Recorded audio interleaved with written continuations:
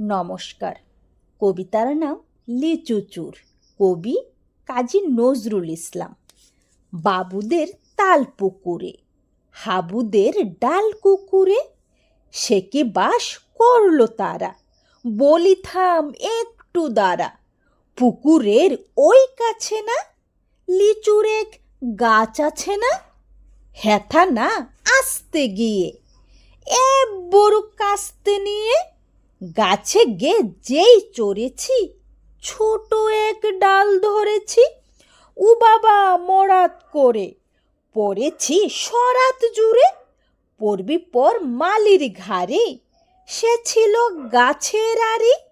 বেটা ভাই বড় নচ্ছার, ধুমাধুম গোটা দুধ চার, দিলে খুব কিলু ঘুষি, একদম জুরসে ঠুসি।